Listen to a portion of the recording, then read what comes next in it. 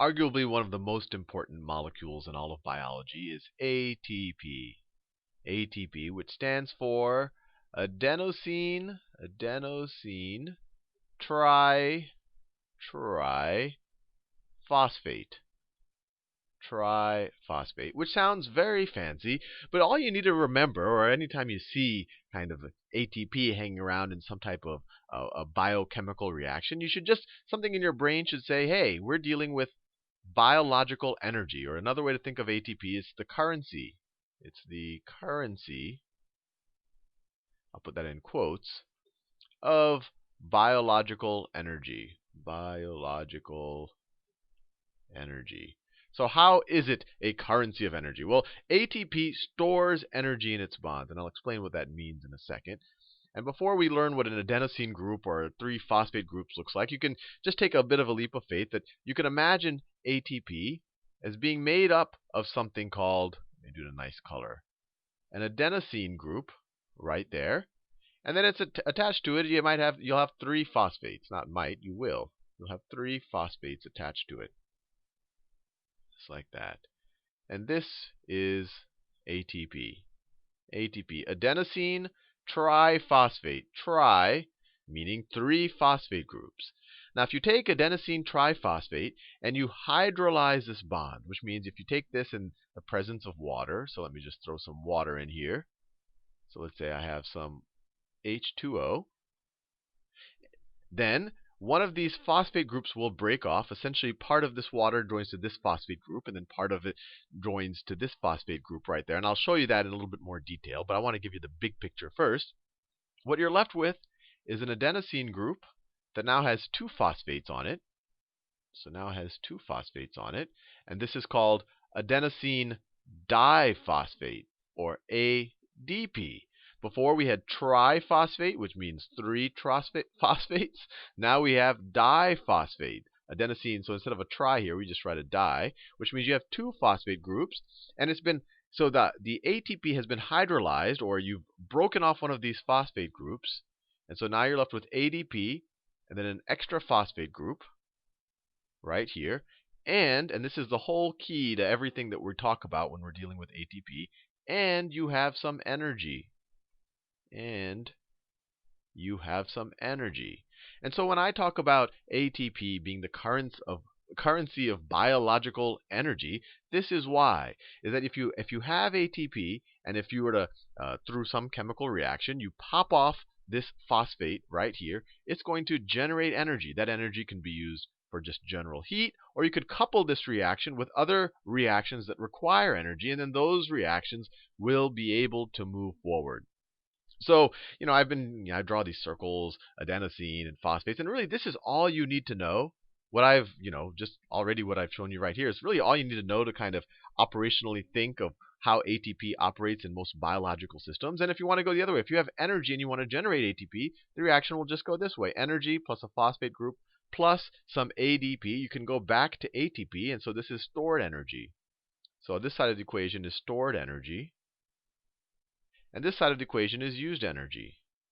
And this is really all this is 95% of what you need to know to really understand the function of ATP in biological systems. It's just a store of energy. When ATP has energy, when you break a phosphate off, it generates energy. And then if you want to go from ADP and a phosphate back to ATP, you have to use energy up again. So if you have ATP, that's a source of energy. If you have ADP and you want ATP, you need to use energy. And so far, I've just drawn a circle with an A around it and said that's an adenosine. But sometimes I think it's satisfying to see what the molecule actually looks like. So I cut and pasted this from Wikipedia. And the reason why I didn't show this to you initially is because this looks very complicated. While the conceptual reason why ATP is the currency of energy, I think, is fairly straightforward. When it has three phosphates, one phosphate can break off, and then that'll result with some energy being put into the system. Or if you want to attach that phosphate, you have to use up energy. That's just the basic principle of ATP. But this is its actual structure. But even here, we can break it down and see that it's really not too bad. We said adenosine. Let me draw the adenosine group. We have adenosine. This right here is adenosine. This part of the molecule right there, that is adenosine. Adenosine. And for those of you that have, really paid attention to some of the other videos, you might recognize that this part of adenosine, so this is called adenosine, but this part right here is adenine. That right there is adenine, which is the same adenine that makes up the nucleotides that's the backbone of DNA. So some of these molecules in biological systems have more than one use. This is the same adenine where we talk about adenine and guanine, and this is a purine, and there's also the pyrimidines, but I won't go into that much. But that's the same molecule. So that's just an interesting thing. The same thing that makes up DNA is also part of what makes up these energy currency molecules. So that's part of the adenine makes part of the adenosine part of ATP. And then the other part right here is ribose. Ribose. Ribose, which you might also recognize from RNA. RNA, ribonucleic acid. That's because you have ribose dealing in the whole situation. But I won't go into that much. But ribose is just a 5-carbon sugar. When they don't draw the molecule, it's implied that it's a carbon. So this is 1 carbon right there, 2 carbons, 3 carbons, 4 carbons, 5 carbons. And that's just nice to know. It's nice to know that they kind of share parts of their molecules with DNA, and that these are kind of familiar building blocks that we see over and over again. But I want to emphasize that knowing this or memorizing this in no way will help you understand kind of the simpler understanding of ATP just being what drives biological reactions. And then here I drew the 3 phosphate groups, and this is their actual molecular structure, their Lewis structures right here. That's 1 phosphate group. This is a 2nd phosphate group. And this is a 3rd phosphate group, just like that. And then when I first learned this, my first question was, okay, I can take this as a leap of faith that if you take one of these phosphate groups off, or if this bond is hydrolyzed, that somehow that releases energy. And then I kind of went on and answered all the questions that I had to answer. But why does it release energy? What is it about this bond that releases energy? And remember, all bonds are electrons being shared with the different atoms. So the best way you could think about it is right here. These electrons that are being shared right across this bond, or this electron that's being shared right across this bond, and it's coming from the phosphate. I won't draw the periodic table right now, but you know that phosphate has 5 electrons to share. It's less electronegative than oxygen, so oxygen will kind of hog the electron. But this electron is very uncomfortable. There's a couple of reasons why it is uncomfortable. It's in a high energy state. One reason is why you have all of these negative oxygens here, so they kind of want to push away from each other. So these electrons in this bond really can't kind of get close to the nucleus, or go into kind of a low energy state. All of this is more of an analogy than the reality. We all know that electrons can get quite complex, and there's a whole quantum mechanical world. But that's a good way to think of it, that these molecules want to be away from each other, but you have these bonds. So this electron is kind of in a high energy state. It's further from the nucleuses of these 2 atoms than it might want to be. And when you pop this phosphate group off, all of a sudden these electrons can enter into a lower energy state, and that generates energy. So, this energy right here is always, in fact, in any chemical reaction where they say energy is generated, it's always from electrons going to a lower energy state. Electrons going to lower energy state. That's what it's all about. And later in future videos, when we do cellular respiration and glycolysis and all of that, glycolysis, whenever we show energy, it's really from it's electrons going from kind of uncomfortable states to more comfortable states, and in the process, they generate energy. If I'm in a plane or I'm jumping out of a plane, I have a lot of potential energy right when I jump out of the plane, and you can kind of view that as an uncomfortable state. And then when I'm sitting on my couch on watching football, I have a lot less potential energy, so that's a very comfortable state. And I could have generated a lot of energy falling to my couch, but I don't know. My analogies always break down at some point. Now, last thing I want to kind of go over for you is exactly how this reaction happens. So far you could turn off this video and you can already deal with ATP as it is used in 95% of biology, especially AP Bio. But I want to let you understand how this reaction actually happens. So to do that, what I'm going to do is copy and paste parts of these. So I already told you that this guy right here is going to break off. He is going to break off of the ATP. So let me copy and paste him down here. Edit and paste. So that's the phosphate group that breaks off. And then you have the rest of it. You have the ADP that's left over. So this is the ADP. I don't even have to copy and paste all of this stuff. You can just accept that that's the adenosine group.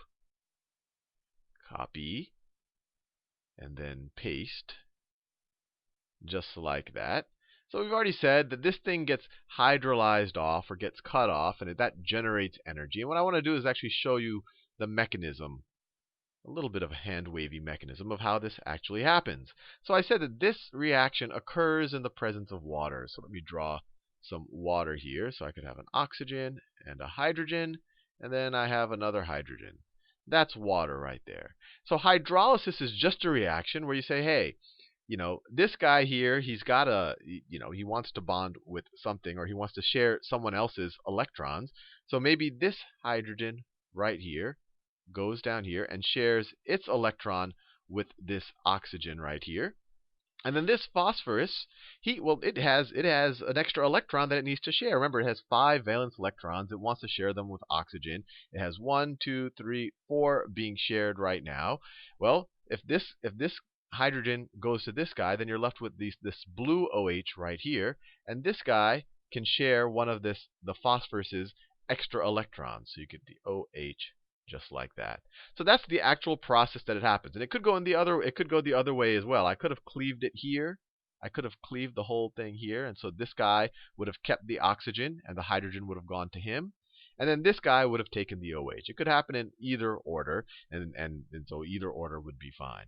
And there's one other kind of point I want to make, and this is a little bit more complex. So I was even wondering whether I want to make it. My whole reason why you're kind of in a lower energy state is once you break apart. Actually, let me go down here.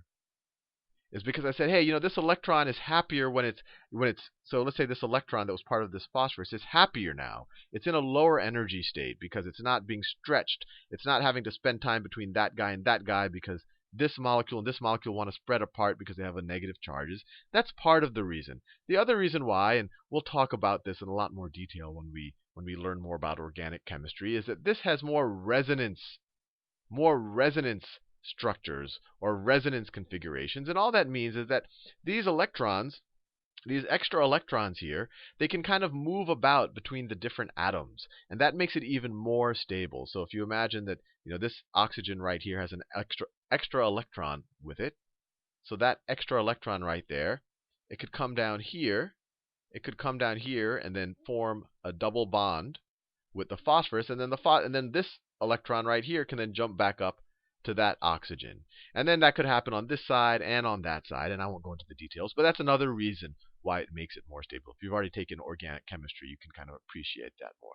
But I don't want to get it, all into the weeds. The most important thing to remember about ATP is that when you cleave off a phosphate group, it generates energy that can drive all sorts of biological functions like growth and movement, muscle contraction, electrical impulses in nerves in the brain. So this is the main kind of battery or currency of energy in biological systems. That's the main thing that you really just need to remember about ATP.